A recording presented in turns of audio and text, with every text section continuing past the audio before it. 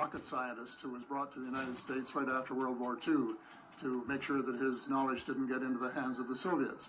And he said first it's going to be the communists, then it's going to be the terrorists, and then it's going to be extraterrestrials. But this is what's happening. There's no question. We're now into space, and we have space stations. We have people going to the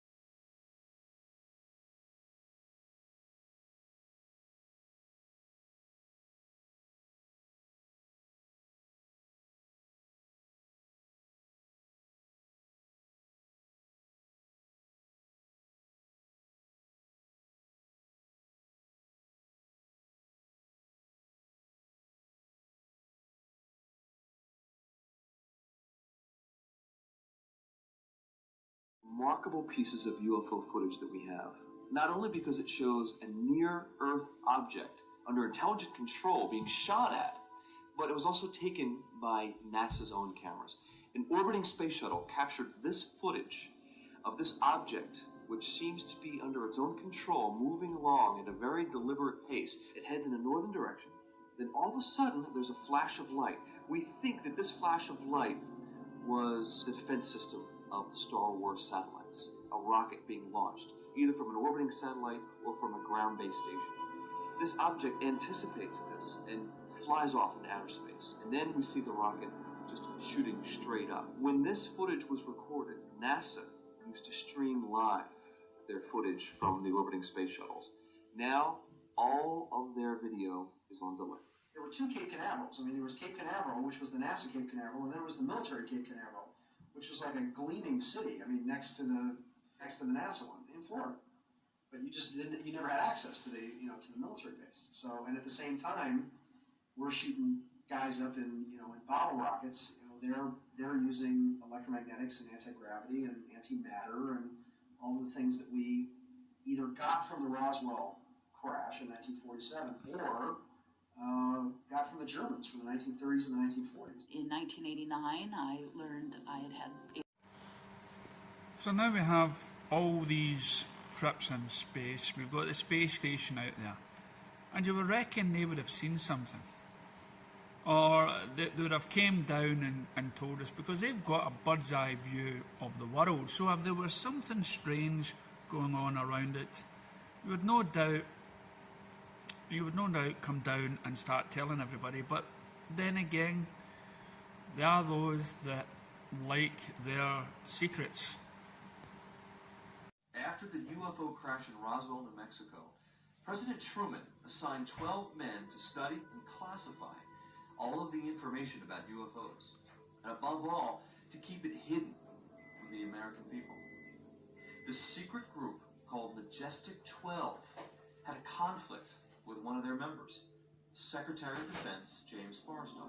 He wanted to reveal the truth to the American public. Instead, he was admitted to the Bethesda Naval Hospital, where he fell from a high window to his death. Of course, they claimed it was a suicide.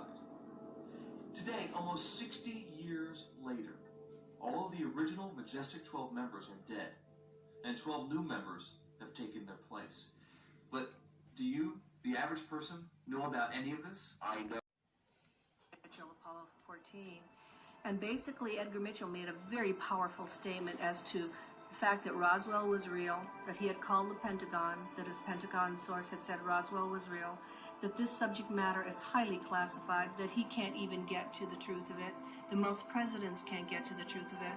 If I don't believe Edgar Mitchell, who's an astronaut, if I don't believe Colonel Philip Corso, who worked in the Pentagon and back engineering alien technology, then who do we believe? I grew up with astronauts, Gus Grissom, Gordon Cooper, John Glenn.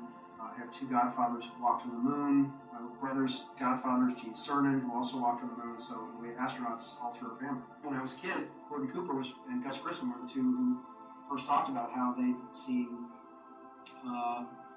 UFOs outside the spacecraft, and they could see them through the windows, and they would bring home film, these little Bell & Howell 8mm cameras with little wind-up doohickeys on them that they would take from space and show these craft that were flying around the capsules.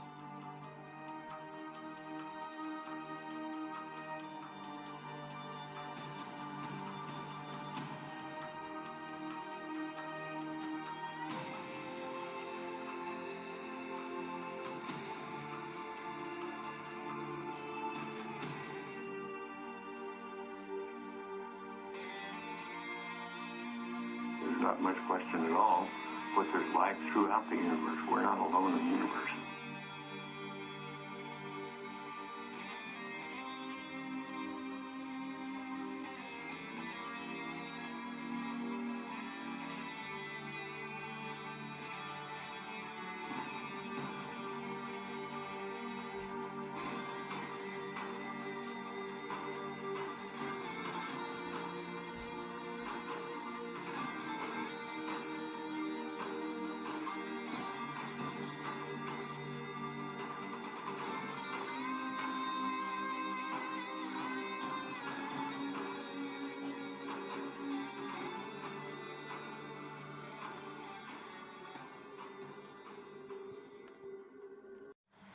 So what are we talking about?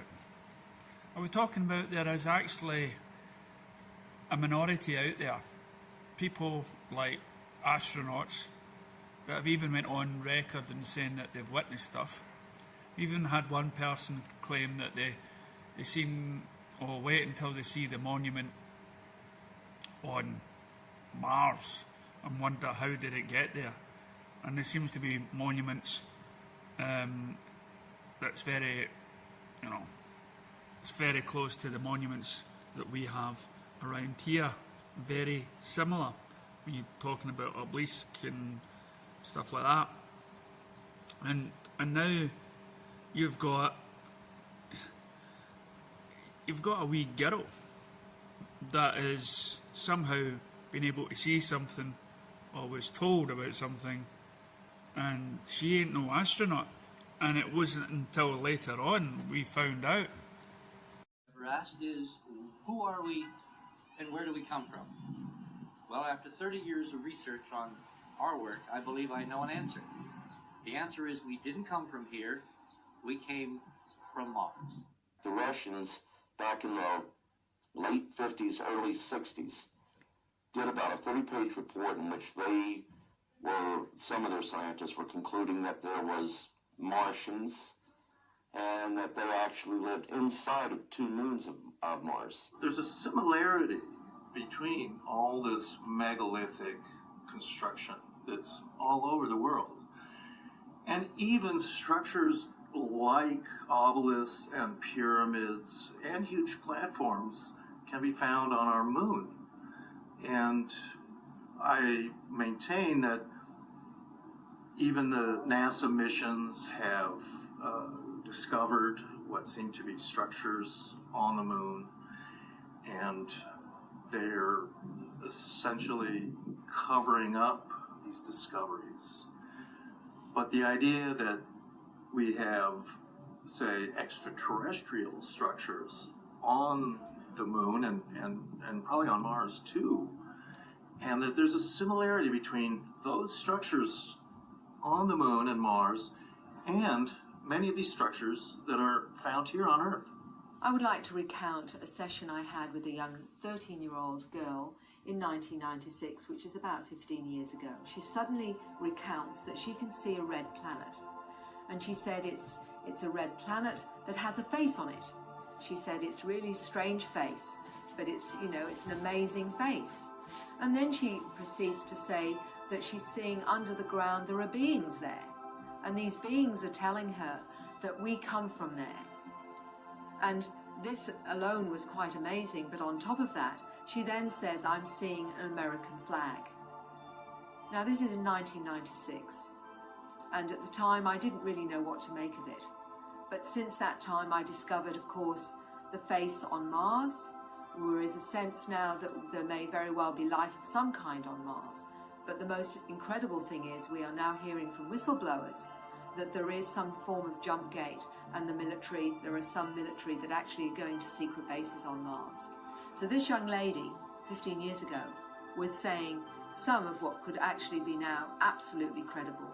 And I find this has great veracity coming from a 13-year-old girl that knew nothing about any of this at that time.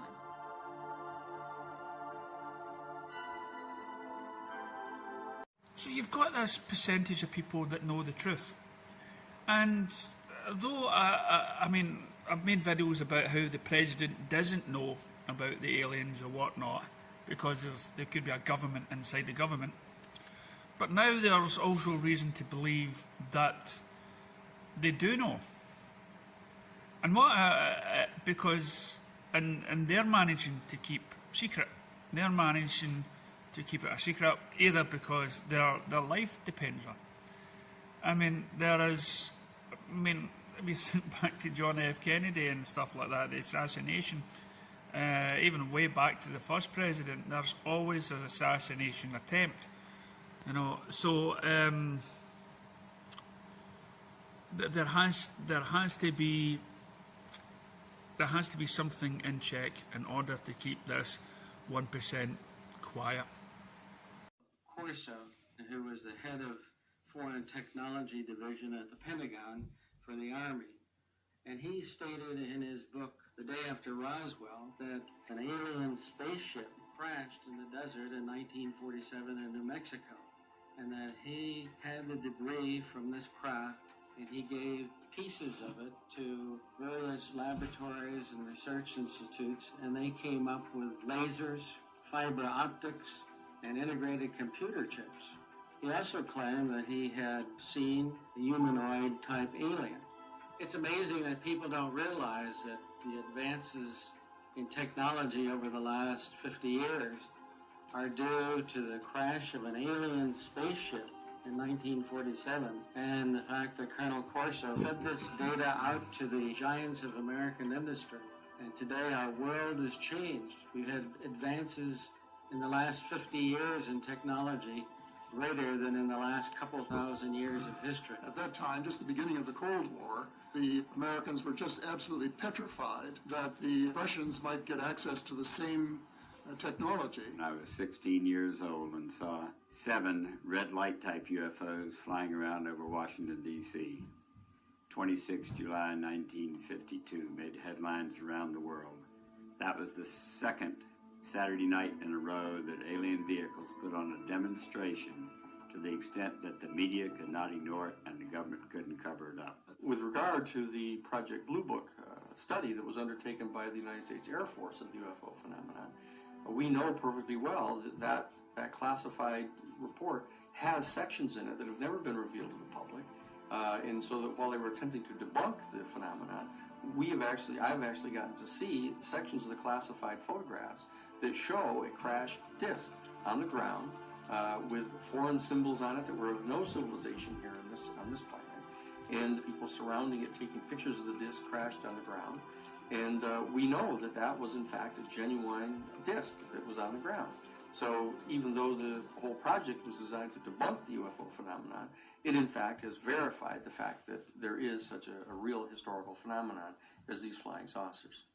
I think what disgusts me more is not just the lies that these governments are doing and the presidents. I mean, yeah, they get spun that web that we're not going to be able to handle it. We're not going to be able to handle the fact that I mean, religion is dying. It is dying. We're ready to face the facts that we may not be alone. Science is taking over religion. So, but what do we get? How do the silences? And I tell you, we've become more dangerous to ourselves than the aliens. And I would listening to some of these stories, it is shocking how these governments around the world are going unchecked And if anybody sort of has been in contact with aliens, they're like their lives mean nothing to these people. They can do with them whatever they want, especially the story with this lady. The government prefers to deny. Coincidentally, many of these brave people ended up dead. William Cooper, former naval intelligence officer, exposing in Behold a Pale Horse pervasive government lies and crimes, implants, mind control, and secret genetic engineering through alien abductions. Shot to death in front of his house in 1999 by a posse of sheriff's deputies dressed as hippies. Phil Schneider, geologist and explosives engineer, found strangled to death in 1996 after publicly revealing the existence of aliens in the secret underground government bioengineering lab in Dulce, New Mexico. Colonel Philip Corso, in his book The Day After Roswell, explained that the true purpose of Reagan's Star Wars anti-missile system was to protect us not from the Russians, but from potential invaders from space. 22 scientists and computer geeks working on the Star Wars anti-missile system back in the 80s.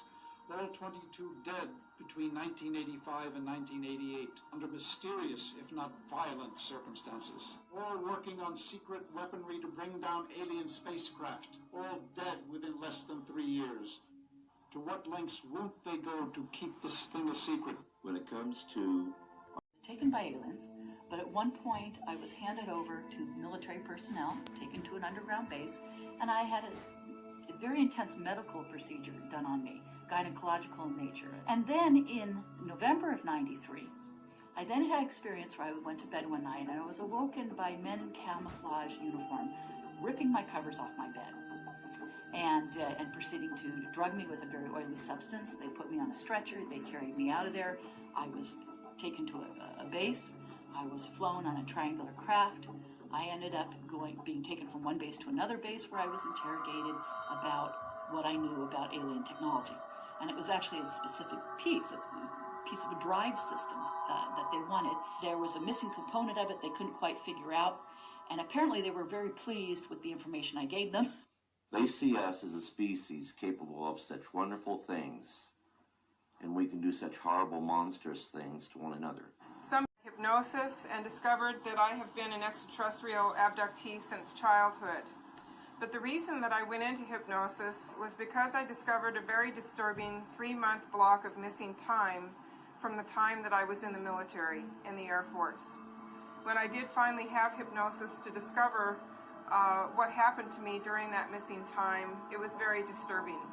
I was taken out in the middle of the night to the radar site that I worked on at the Tonopah Electronic Warfare Range.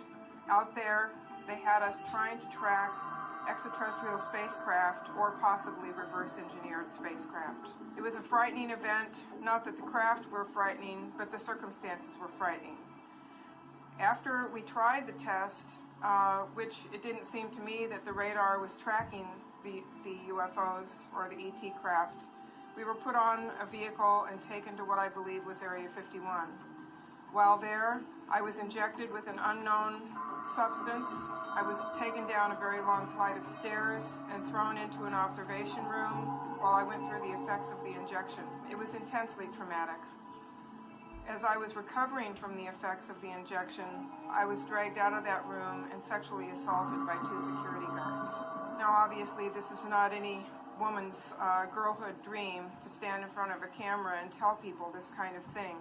But I do tell it because I hope that in the telling that I can illustrate that there are things going on in our government that are far and away out of control with no checks and balances. National security and secrets kept for reasons of national security no longer serve the people that they are supposed to protect. A lot of abduction researchers start to feel that this is somehow explains away alien abduction, and that it's a military in lieu of aliens. In other words, it's a military covert ops, when quite frankly, a lot of this is the intelligence community involvement.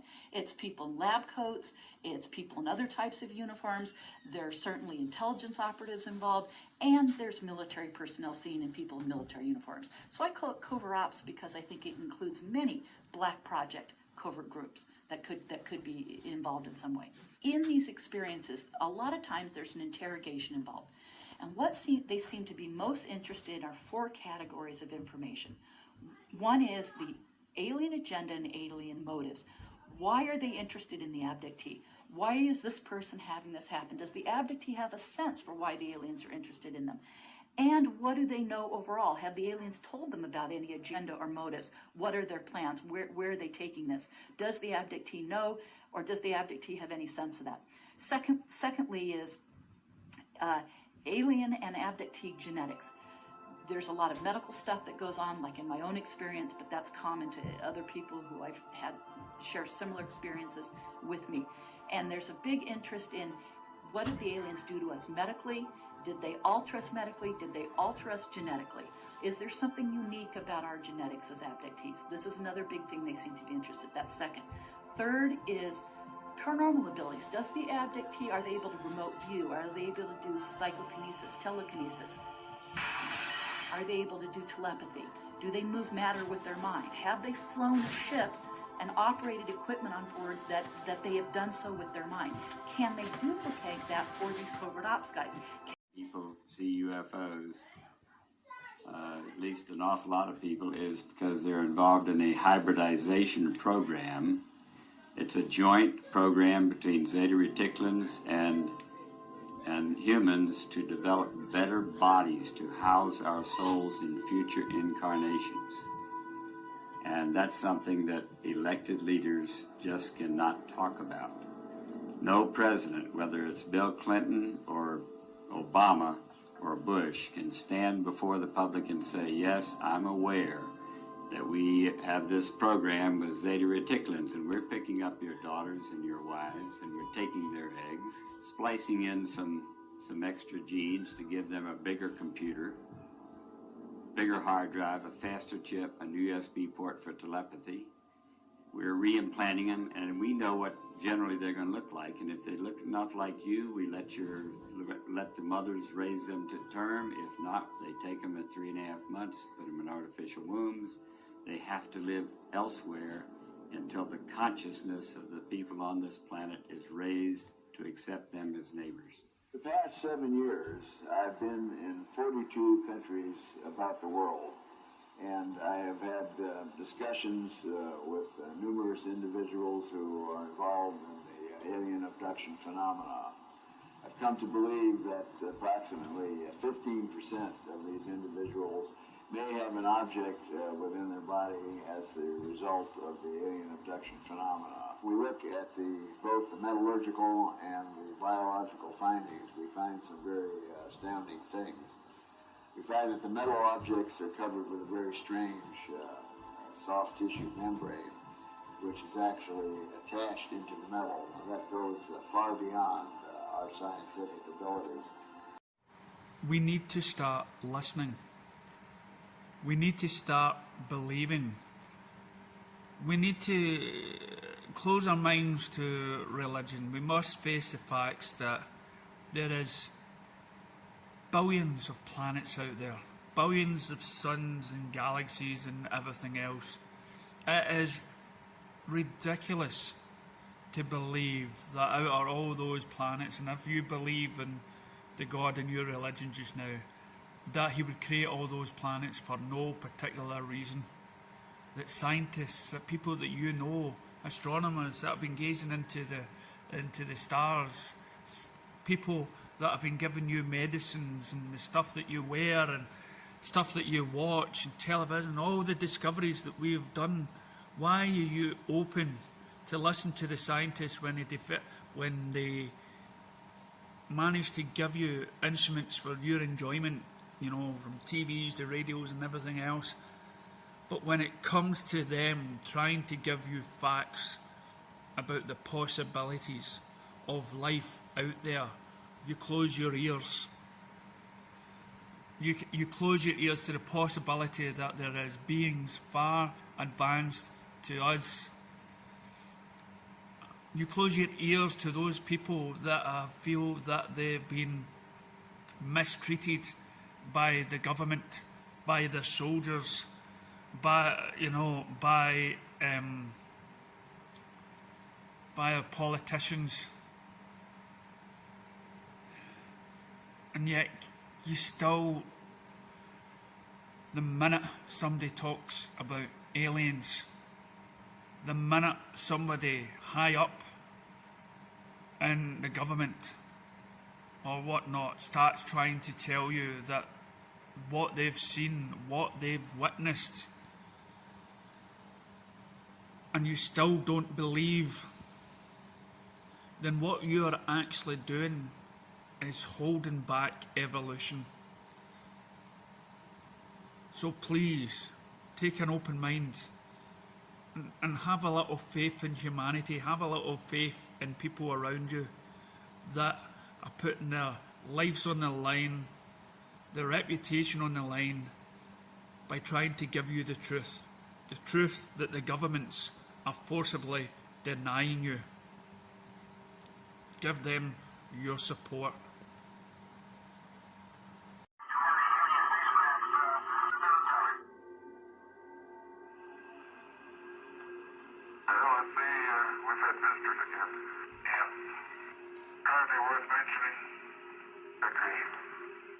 They do know one thing.